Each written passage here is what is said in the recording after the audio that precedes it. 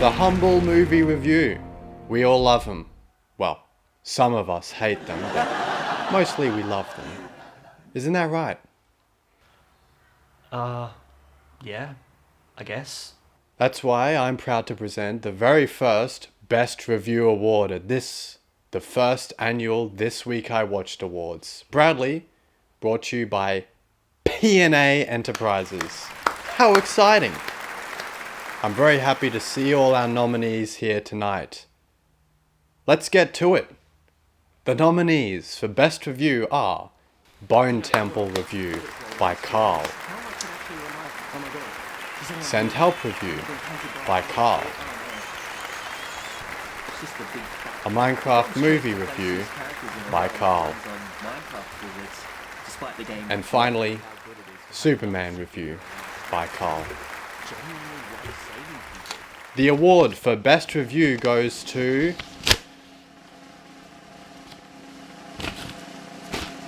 Oh my gosh! It looks like we have a surprise dark horse winner. Best Review goes to the crazy fan with a gun for his review of Olive the Other Reindeer.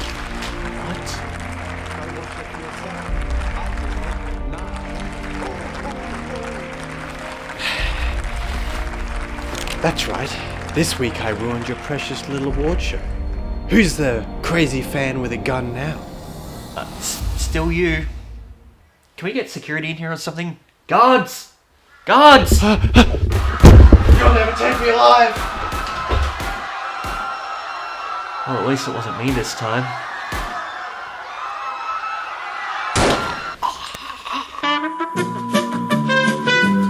You heard him right, everybody. We have officially reached 1 whole year of This Week I Watched. What started as a silly little experiment on my day off turned into, well, basically the same thing, but with a lot more episodes now, and an excuse for me to go to the cinema every week. I'm happy to still be doing the series after sticking to it for a whole year, and hopefully for many more years to come with a lot more viewers. Thank you to anybody who has watched one of my reviews, from my very earliest, very low production value videos to my current format. Whether you left a like, commented your thoughts, or just watched the darn thing. Today, for this special 1 year anniversary, I'm going to be watching back some of my earliest reviews posted in July of 2025 and reacting to them. That's right, I'm a reaction channel now. Ha ha. Take it away, Karl from 24 hours ago. Thank you, future Karl. Very good intro. That's right. Today, I'm actually going to be reacting to a video. This is the first time I've ever done any kind of reaction sort of video. I watch a lot of them, but I've never actually made one myself. I'm going to be reacting to the first few episodes of This Week I Watched from the very beginning, published all the way back on July 11th, 2025 on the original Super Video Studios YouTube channel.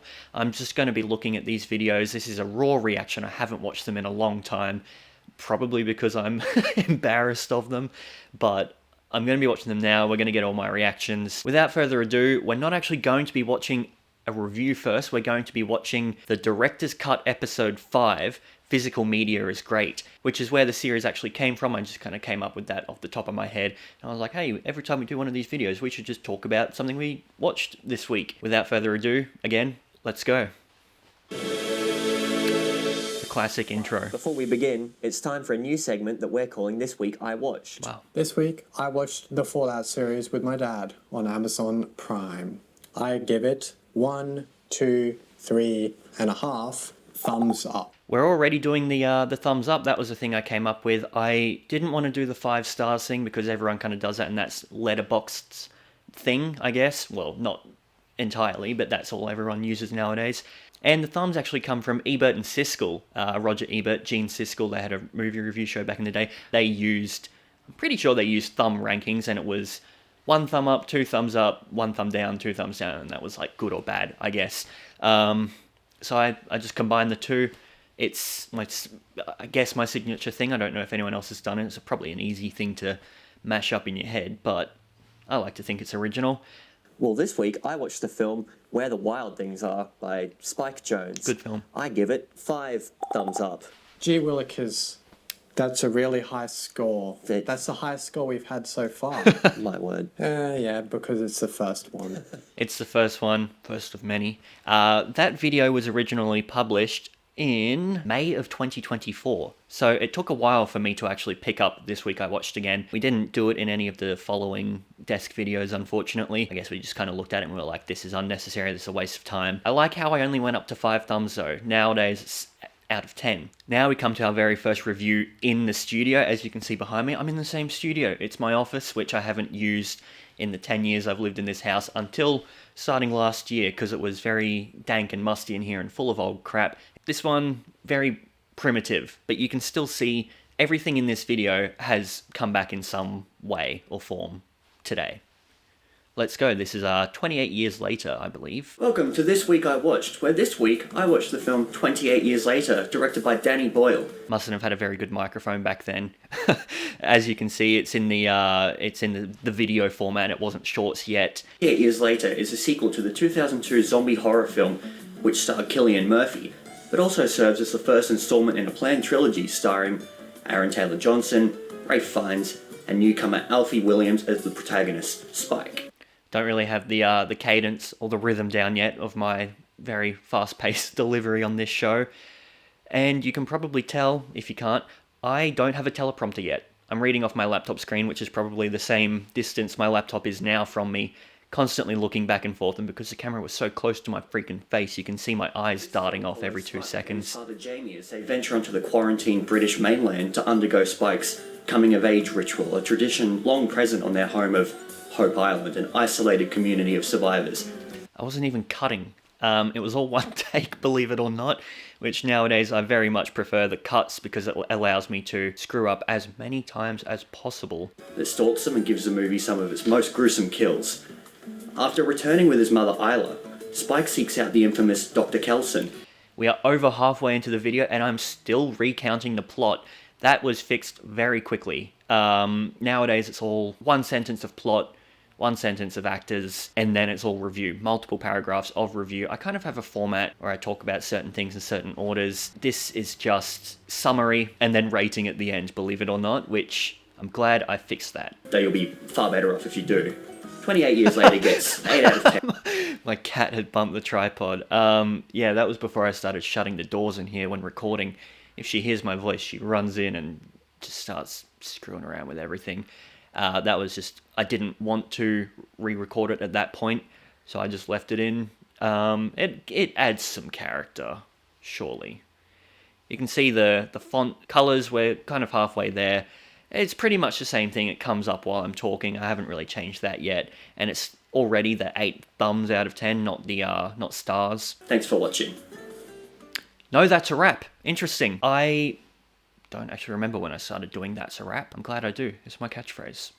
That one wasn't actually as cringeworthy as I thought it would be. It's very good to be able to look back on these kind of things and be like, oh, it was terrible, and then you show it to someone who has no idea what they're doing and they think it's the best thing ever, which that's always good when I show one of my things off and it ends up impressing someone, even though I know it inside and out and I think it's crap and terrible. This is the first time I did a bit. Officially, I started doing pre-review bits at the start of the video as a sort of hook for viewers. In the review for Sam Raimi's film Send Help, which was this year, believe it or not, I've only been doing it that long. Even though, as you'll see in this video, I've kind of just been doing jokes at the start of the videos anyway. If you go back and look at, I think the Predator review, I do a little joke about speaking the language. It's not that hard to do a bit, it's just nowadays I put more effort into the actual bit than the video itself, and it ends up being like 2 minutes long and I have to cut half of it out for the shorts. Anyway, this is Fantastic Four, I believe. Welcome back to This Week I Watched, where this week I watched... Why can't I see myself? Oh, am I invisible again? That was hilarious. Not much to be said here, really. A little tiny bit of special effects. This was probably just like a very basic Da Vinci transition that I wasn't in one shot and I'm in the next. The film's retro future aesthetic really worked for me, and I kind of applaud the... Okay, I'm still putting the images over myself. I'm taking up the whole screen. You can see I'm actually still looking at the laptop and not the teleprompter yet. I don't actually remember when. I should probably find that video and react to it now, when I started doing the 2 halves, because that is, honestly, in my opinion, an improvement, because you can see me and it's not covering my face. Obviously, in the big full-length widescreen ones, I've got the radial behind me, so you don't have to see me while the images are up. This I could have put a fade or like a blur behind the images. I don't know why I just slapped them on top of myself. All of these videos and shorts are available on the Super Video Studios YouTube channel, by the way. I'm only really watching the ones from the first channel, the main channel, because that's where we were posting them to start out. We decided to put them onto the second channel more recently. These ones are all on the first channel, so you can go watch them now, and go watch them all on the second channel, please, please, please, please, please. I've located the first video where I used the teleprompter. I made a little short beforehand saying, oh look, I've got myself a teleprompter, everyone go watch my videos now because they're going to be better. I don't like that video. This is Butch Cassidy and the Sundance Kid, which I watched after Robert Redford died last year, and because I hadn't seen anything in the cinema recently. I had made an effort to go almost once a week, which I kind of still do nowadays, but back then I was just like, just throw something old on. Welcome back to This Week I Watched, where this week I watched the 1969 George Roy Hill Western film Butch Cassidy and the Sundance Kid, starring the late great Robert Redford and Paul Newman in their very first film together, as we follow this infamous pair of historic outlaws on the run from the law. I like the hat. I often do like a little costume bit if it relates to the film, and if I feel like doing it on the day, if it's not the middle of summer in Queensland. I think this was the first time I did an actual kind of in-person bit, because we'll watch one more video which actually came first, where the whole video was kind of a bit. I believe this was the first time I did like a little costume accessory. I might be wrong. It's just simple little things like that. Just a little hat or like a fake beard or something, or a different pair of glasses. If it relates to the film, it's kind of like you watch it, and if you're familiar with the rest of the series, you're like, oh, he's doing something different. Oh, it must be related to the film. Just scrolling through now, I can't see many other costume accessories up until the Butch Cassidy one, so that was, I reckon, the first one. Up next, this one was a very fun one to shoot because I didn't actually have to sit in here and put on the whole suit and set up all the lights and cameras. This was for a Minecraft movie, which I didn't actually review when it came out because the series hadn't existed at that point. I think I wanted to throw in a bad film, because all of my previous reviews had been good reviews for like a while, and I wanted some variety. I get a lot of variety nowadays because I see so much more, but this one I remember going, that's a bad film I saw recently, let me just rewatch it to make sure it's still as bad as I remember, write a little comprehensive review on it, and then on the day I was like, I don't want to do this.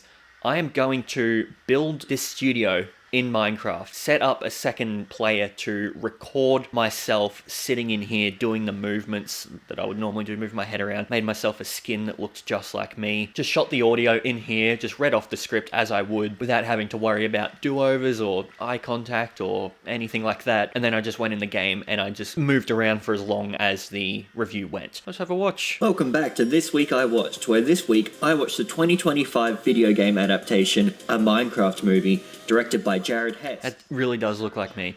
I love this suit.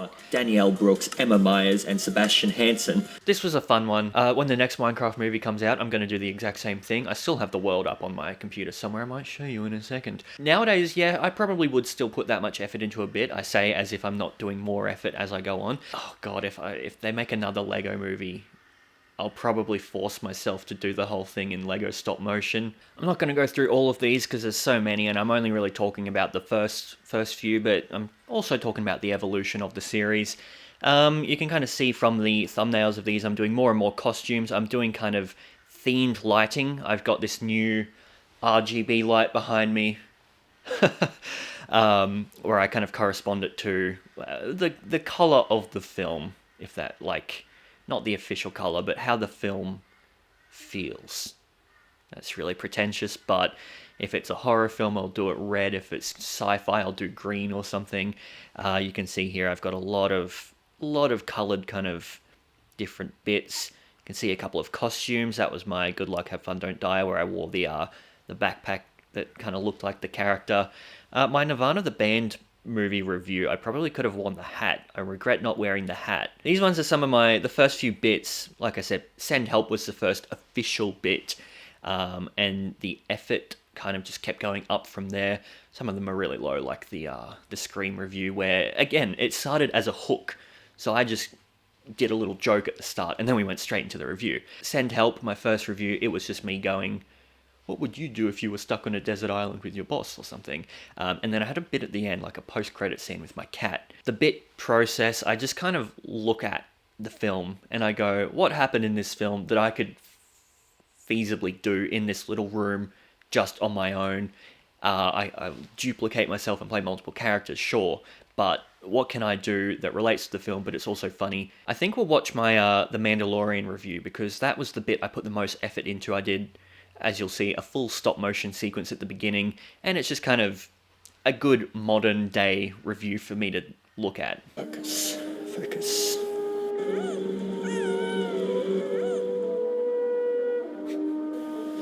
Damn, it's not moving. Empty my mind, shouldn't be too hard. Do a lot of self-deprecating jokes on here, not because I hate myself, but because it's funny and there's no one else around.